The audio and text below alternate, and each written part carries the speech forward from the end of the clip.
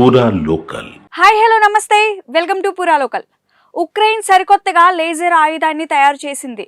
తక్కువ ఎత్తులో ఎగిరే లక్ష్యాలను ఇది భేదించగలదని ఆ దేశ సైనిక కమాండర్ చెబుతున్నారు. తాము అత్యాధునిక లేజర్ ఆయుధాన్ని అభివృద్ధి చేసినట్లు ఉక్రెయిన్ ప్రకటించింది.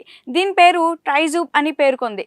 గగనతలంలో దూసుకొచ్చే ముప్పును దాదాపు 2 కిలోమీటర్ల దూరంలోనే గుర్తించి కాల్చేయగలదని ఉక్రెయిన్ మానవరహిత వ్యవస్థల కమాండర్ వాడిమ్ సుకరేవస్కి ఈ విషయాన్ని వెల్లడించారు. ఈ ఆయుధాలని వాడి తాము విమానాలను కూల్చేయగలమని ఆయన చెప్పారు. ఈ ఆయుధానికి పెట్టిన పేరు ట్రైజూబ్ అంటే త్రిశూలం అని అర్థం. కాకపోతే దీనికి సంబంధించిన వివరాలను మాత్రం ఉక్రెయిన్ రహస్యంగానే ఉంచింది. చాలా మంది నిపుణులు ఉక్రెయిన్ వద్ద లేజర్ ఆయుధం ఉండే అవకాశం ఉందని చెప్తున్నారు. ఆర్మెన్ రీసెర్చ్ సర్వీస్ కు చెందిన ప్యాట్రిక్ స్నెఫ్ట్ విశ్లేషిస్తూ వాణిజ్యపరంగా దొరికే పరికరాలతో డైరెక్ట్ ఎనర్జీ వెపన్స్ తయారు చేసి వినియోగించవచ్చని వెల్లడించారు.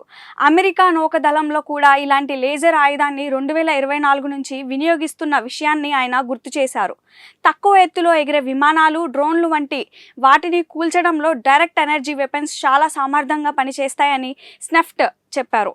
ముఖ్యంగా వేగంగా ప్రయాణించే వాటిని కూల్చడంలో మాత్రం ఇది ఇబ్బంది పడుతుందని చెప్పారు. అంతేకాదు సుదూరంగా ఉన్న లక్ష్యాలను సైతం కూల్చే సమయంలో భారీ శక్తిని కోల్పోవడం దీనికి ప్రధాన లోపమని చెప్పారు. ఈ లేజర్ ఆయుధాలను మోహరించడం కూడా ఉక్రెయిన్ను సవాళ్లతో కూడుకున్న పనే అని ఓస్లో న్యూక్లియర్ ప్రాజెక్టుకు చెందిన ఫ్యాబియన్ హాఫ్మ్యాన్ పేర్కొన్నారు. లేజర్ బీమ్ శక్తి కూలింగ్ వ్యవస్థలు, మేఘాలు, వర్షం వంటివి దీనిని పనితీరును ప్రభావితం చేస్తాయన్నారు. థర్మల్ బ్లూమింగ్ అనే ప్రత్యేక పరిస్థితి కారణంగా లేజర్ పుంజం ప్రయాణించే మార్గం చుట్టుపక్కల గాలి వేడెక్కుతుందని చెప్పారు. ఫలితంగా ఆ కిరణం సామర్థ్యం తగ్గుతుందన్నారు. ప్రస్తుతం లేజర్ ఆయుధాలు ప్రపంచ వ్యాప్తంగా కొన్ని దేశాల వద్దే ఉన్నాయి. ఈ జాబితాలో అమెరికా, ఇజ్రాయెల్, చైనా ఉన్నాయి. ఇక యూకే డ్రాగన్ ఫైర్ సిస్టమ్స్ పనిచేస్తోంది. ఇది 2027 నాటికి సిద్ధం కావచ్చని భావిస్తున్నారు. ఇవి ఇప్పటి వరకు నా అప్డేట్స్. మరిన్ని అప్డేట్స్ కోసం చూస్తూనే ఉండండి పూరా లోకల్.